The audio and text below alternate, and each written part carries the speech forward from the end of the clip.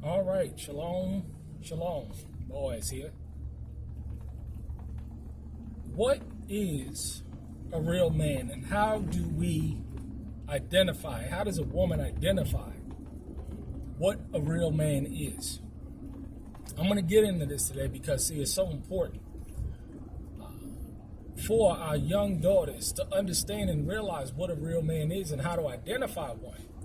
And the best way and the primary way they should be able to identify one is through the living example of their patriarchs, i.e., their father, their uncles, their grandfather, people in their lives that is giving them a living example. I'm the firm belief that if you're going to raise your daughters to be helpmeets, they have to see the living example of what it means to be a helpmeet. This is my daughter, my oldest daughter, Chance. Say shalom. And she's going to be out with me today, helping me on a quick one-day project. And sometimes what I do is when she's finished with her schoolwork or whatever, she gets to come with her father to see her father firsthand work and provide for his family. Because if she has a living example and if she sees and function what it means to be a husband, what it means to be a wife, what it means to see a man working and providing for his family, it's very difficult for her to be deceived and manipulated in the future. Now, I firmly believe in arranged marriages. That's the way we're going. And so she won't be under any confusion of feelings and emotions when it comes to picking or being in a marriage, because that'll be arranged and taken care of for her.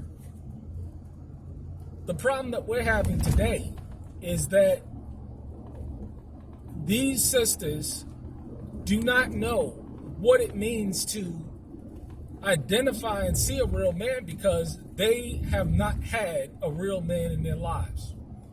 They have not had a father figure in their lives. They haven't had an uncle figure. They haven't had a grandfather figure in their lives to teach them what real love is, to teach them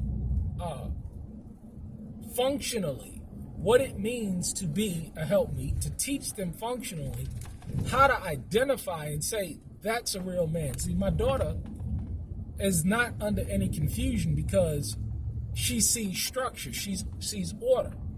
And her spirit will automatically tell her disorder when she sees it. But she sees structure and order in the home. I probably ask her a couple of questions. She probably not even understand what it means in terms of, does she see daddy fussing and fighting with mommy? She never sees that. Does she see mommy playing her role? Is she taken care of? This is the only things that she understands, because she doesn't see order. She doesn't see chaos. She sees order. She sees love. She sees a husband and a wife working together. And so therefore, she's going to know and understand and have a good example before her of what it means to be a helpmeet, what it means to be a wife, because she's being raised to be a wife. And if a woman is, and honestly, the truth of the matter is that if a woman is not raised to be a wife, how can she be a wife?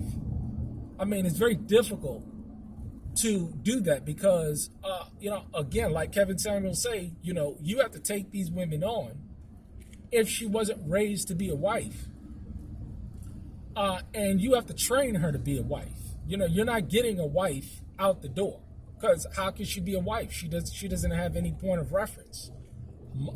Typically the mothers are not married, or the mothers have been through multiple relationships with multiple men, had multiple baby daddies. You know what I'm saying? So she doesn't know what it means to be this because she's never experienced it herself. She's never seen it functionally herself. And this is why it's so important to give a living example. I mean, she's going to be with me all day. We're going to go ahead and go to Lowe's. We got to go into town. We got to pick up some cash. Then we got to go to Lowe's, pick up the material. I got the trailer attached. We got to unload the material. She'll help me do all of that. She'll see functionally what her father does. And so she knows Daddy fixes things. Daddy builds things. She knows what it means to see a man with real skills. And that's the kind of man that I will arrange for her to marry. There ain't gonna be no bootlickers around. There ain't gonna be no shysters. There ain't gonna be no hucksters thinking that they're gonna take her and send her on out to the workforce while he sits home and read the Bible. You got to be out of your damn mind. And this is what we got going on today. We got a whole lot of men claiming to be men, and they don't work. They ain't got no job. They don't provide for their families, but they're spiritual. And this is what men are today. See, it's been redefined what a man is today, just like it's been redefined what a real woman is today. And you got all this fakesters and hucksters out here. It's a damn shame. So this is why there's so much confusion, because there's been a role reversal. We understand this. But that's why it's important for you women out there to understand how to identify what a real man is functionally, and not just good words dripping off his lips, scriptures or whatever, these Brother Polites and Umar Johnson, all these people, you understand, they slick talkers, but when it come time to put in the work, they don't do it. When it come time to get it done or provide, they can't do it for themselves. They're requiring, or they expect somebody else to come in and do it for them. They got to call up a real man to get it done because they ain't one themselves. It's a damn shame, but this is what we got going on. See that right there? She'll be a helpmeet. And you know why? Because she knows what a real man is.